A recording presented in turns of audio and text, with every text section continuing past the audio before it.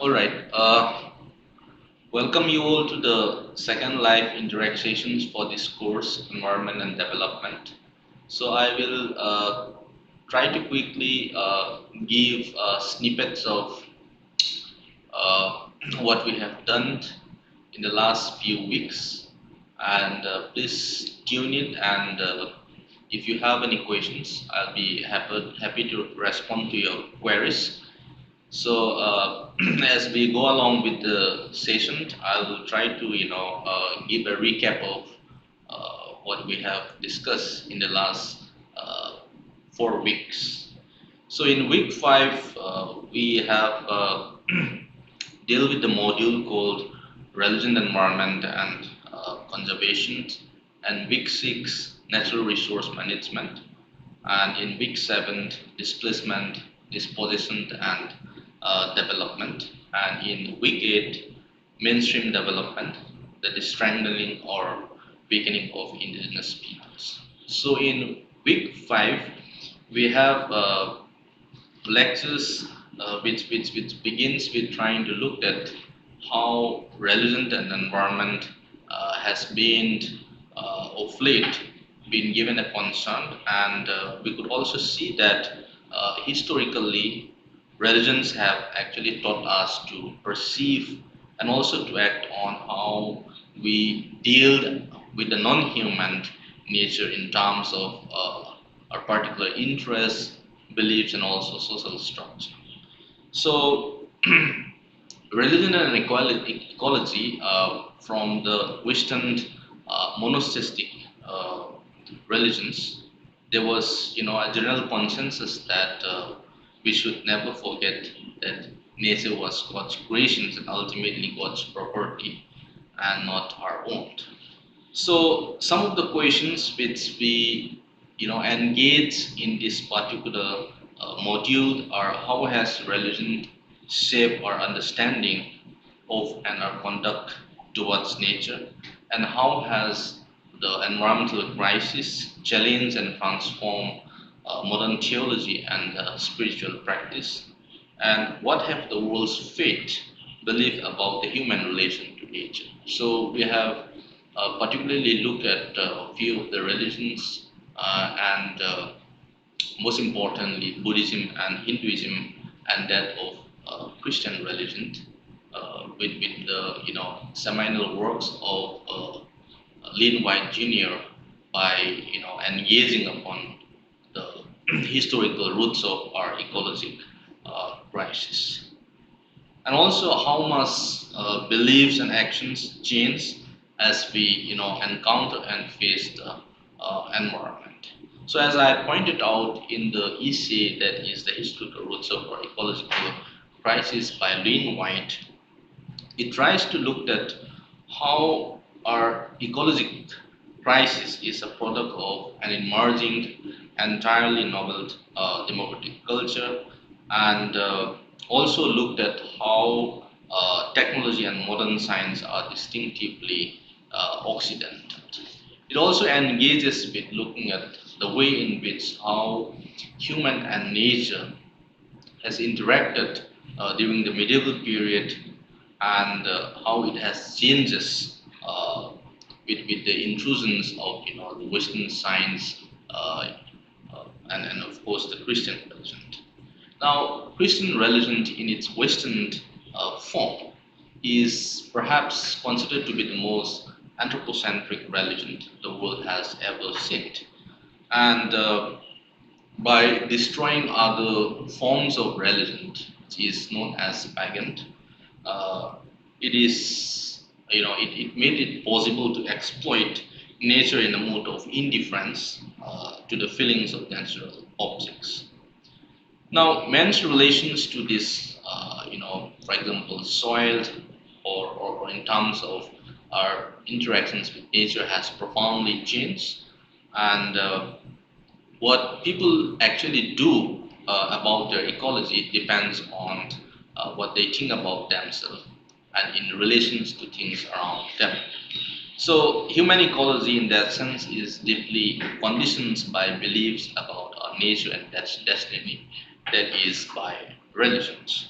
So what we do about ecology also depends on ideas of the man-nature relationships.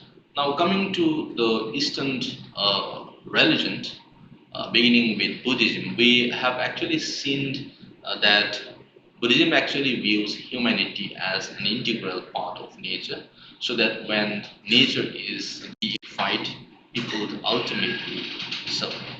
So negative consequences actually arises when cultures alienate themselves from nature and when people separate from uh, and become aggressive towards natural systems. So when we actually abuse nature, we abuse ourselves. So in the books like Jataka, in the Buddhist texts, it talks and highlights about nature conservations, more importantly, how water has to be conserved and how forests or that for that matter the resources are to be taken care. So the Jataka that is which gives rich narrated but stories of where Buddhism comes into existence are actually abundant with poetic and appreciations of nature. So all Buddhist literature states that Buddha was born in a grove of salt and which has abundance or in harmony with nature. So Buddha's further study was in the company of the banyan, and then his enlightenment was under the spreading branches of a tree, recognized for its special place in the human fate. So moving on to Hinduism, which talks about the sanctity of life. And for example, in the Veda, it talks about how the loving sage beholds that being hidden in mystery, wherein the universe comes to have one home. Therein unites and therefrom emanates the whole. So it talks about the omnipresent that is one pervades souls and matters like warp and woof in created beings. So, according to Atharva Veda, that is, the earth is not simply for human beings alone, but it is equally for other creatures as well. So, some of the earliest Sanskrit texts, that is, the Veda and the Upanishads, also teach the non-dualism of the supreme power that exists before the creations. Now, the ecological crisis, as Lynn White has pointed out in the Judeo-Christian religion, that is how Lynn White talked about the very nature and argued that our Western Christian worldview supports and encourages the exploitation of nature. And Lynn White actually provided the unmistakable link between the rise of science through Judeo-Christian traditions in the Middle Ages, even though the moral codes were largely borne by Christianity and not science. So he made the firm connection between regions and faith that had been lost to the church in the early 20th century. So White argued that since the roots of our trouble are so largely religious, the remedy also be essentially religious, whether we call it or not. Therefore, much of the work actually went into exploring the nature of the biblical relationships to nature and the little explorations of Christian thought and action on ecological issues has been attempted in what can only be termed as the missing century of creation history between the period 1850 to 1950. So one cannot therefore ignore the ways in which religion and especially Christianity justified subduing of the earth. So since the 18th century, Christians have not actively engaged in the debate over the status of nature, that is the creations and the care of animals or the debate over human agency and environment. So the biblical texts we have looked upon by none other than Pope John Paul II in his message, that is the ecological crisis, which is a common responsibility. So give us revelations that God's first self-revelation to humanity. There is a recurring refrain and cited from the religious texts of Genesis that and God saw that it was good. So after creating the heavens and the sea and the earth and all it contains, God created man and woman. So God actually entrusted the whole of the creation to the man and woman, and only then, as we read, could he rest from all his work. So Christians believe that the death and resurrections of Christ accomplishes the works of reconciling humanity to the Father, uh, who was pleased through Christ to reconcile to himself uh, all things, whether on earth or in heaven, making peace by the blood of his cross. So, therefore, a new sort of bridge was being created in terms of the gap which was or the caveat which has existed between human and God. So, therefore, creation was thus made new, and therefore, uh, Pope John Paul also made an appeal to how we should strengthen our relationship with nature. So moving on, in the next module, we talk about natural resource management and why is it that, or what is the necessity of conserving natural resources? Because we need to conserve the natural resources because there isn't any evidence that these resources are going to last for a long time. And we also talked about the conservations of biodiversity and conservations of natural resources and why should we conserve natural resources. And as we know that nature provides all the basic needs which are necessary to us, but we are actually over-exploiting or overusing these resources. So if we go on over-exploiting the nature, there will be more resources, there will be no more resources available in the future, which is in line with the London report of sustainable development. So therefore, the way out is to engage with the 3 R's formula to save the environment. The 3 R's includes reduced, recycled, and reused. Then we move on to looking at the debates of the common property was private property from the works of the Garrett Hardin and various others. The tragedy of the commons actually opened up a new gate of debate of how we should actually relook at the private common property. So we also have forest-based commons and also livelihoods link the interlinkages of livelihoods, forest and conservations, wherein many of the rural households actually generate high environmental incomes and also their sustenance. So forests and wildlands are particularly important resources to the rural dwellers for avoiding falling into deeper poverty. So in terms of poverty can be actually reduced or as a consequence of these resource conservations, there could be a way out. And we also engage upon looking at non-timber forest products vis-a-vis livelihoods and conservations. So forest resources, as we all know, have always been an important part of subsistence as well as livelihoods for forest dwellers and also particularly the rural communities. So the very natures of how deforestations and also the commodifications of nature and resource depletions have actually affected the women particularly, and there we looked at how gender, forest, and livelihoods are to be the linkages among them.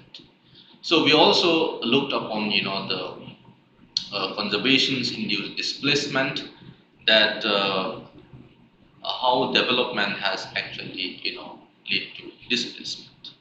And then we also tacked up some of the issues, for example, displacement, which is a consequence of conservation projects, because conservations like development is pretty much inherently special, and then conservation species and ecosystem actually requires restrictions on human influence, local, state, and corporate in areas where species or ecosystems are to be conserved. So some of the core arguments of this biodiversity conservations are its ethical necessity and its critical importance for future sustainable survival. So the most important critique against displacement is the injustice involved in the involuntary removal of disadvantaged peoples from their homes and land. So some of the issue confronting displacement is that, for example, the forest department, for instance, believe that the practice of the local communities and their demographic growth contribute massive to the impoverishment of the biodiversity of the reserve. But the local community actually, give a different viewpoint and opinions. So according to the most of those local communities who are in and around these conservation areas, the presence of dent actually did not considerably affect the biodiversity of the forest. On the other hand, it prevented the illegal activities like poaching or wood cutting by the outsiders. So therefore, one could see the claims and counterclaims and and how these conservation practices should be successful actually urge the need for the involvement of the local communities. So we had also, move on and looked at the environment impact assessment and natural rehabilitations and resettlement policy by engaging upon the national rehabilitation and resettlement policy beginning from 2007, and also engages with what is the social impact assessment and the impact of displacement, which are both positive and negative. So some of the positive impact perhaps is that a few persons may experience improvement of their status by way of increasing the size of land holdings or maybe a rise in income. So some of the negative impact are usually social, cultural, and economic. That is, the productive systems actually get dismantled, and the productive assets and income resources get lost. So we have also delved upon some of the Land Acquisitions Act, and particularly beginning from the colonial period, and to what extent these land acquisitions acts are instrumental in terms of affecting the the victims or those stakeholders more importantly. And then we also have taken up a module on the mining development and indigenous peoples by engaging upon how this mining induced displacement and resettlement is actually primarily an economic issue which are associated with loss of significant reductions of access to basic resources on which the communities have depended for generations. So some of the impact of mining, as we can see, is land degradations, water and air pollutions, and we have taken up a few cases, particularly from the states of Jharkhand and Orissa, and the victims of development are usually the marginalized the indigenous people. So the large-scale exploitations of the natural resources of the region through development of mines, industries, etc., have actually adversely affected the indigenous peoples, and they are being dispossessed of their political autonomy, and their communities are broken up in the name of development for the national interest. So some of the critical concerns over mining is that it actually becomes even inhuman and anti-conservation when one sees the gross undervaluations of the close interactions between the local communities, especially the Dongriak Pond in the Niamgiri Hills. So some of the impact of the mining on the Nyamgiri is that it is not only land extensive but also environmentally hazardous to them.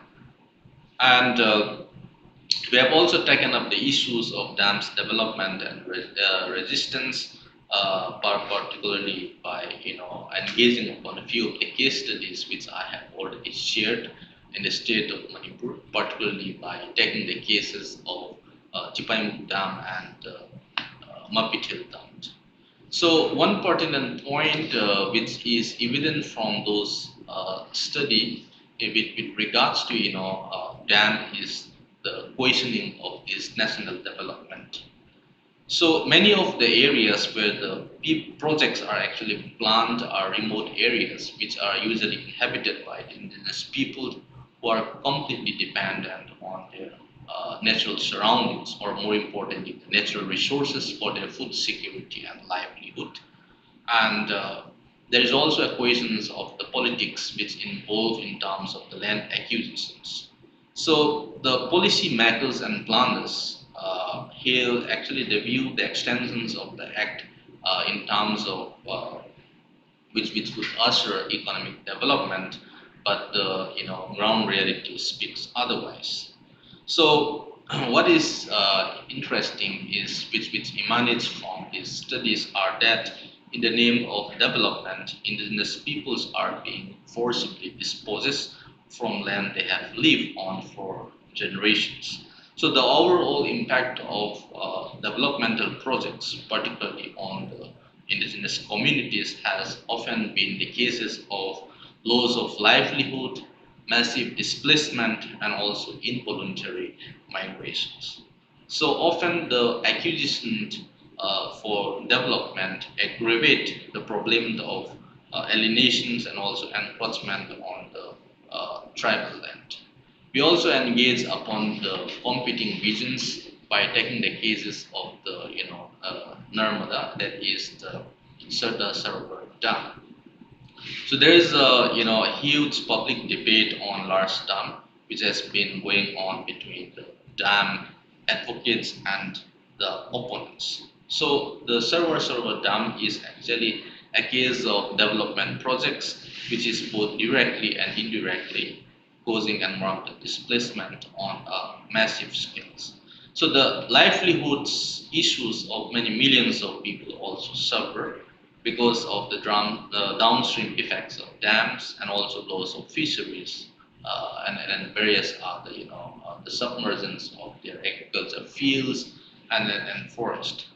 So what is actually at stake is that uh, the critics of this project usually is that the potentially negative environmental and social impacts, particularly the cases of relocations of the tens of thousands of people, and also the majority of them members of the lower socio-economic livelihood. So these displaced communities actually their social, economic, and then the more importantly their social fabrics are broken down, and they actually have a tough time when they are being evictees or these victims of development. So in the last 4 weeks we have taken upon these modules and then the lectures upon which we have deliberated upon. I'm sure through referring to those the readings which I have circulated will to some extent enhance your understanding and more in-depth understanding of what we have discussed so far. So I look forward to interact with you all soon, and you can send in your queries or doubt if you have any. I'll stop here. Thank you.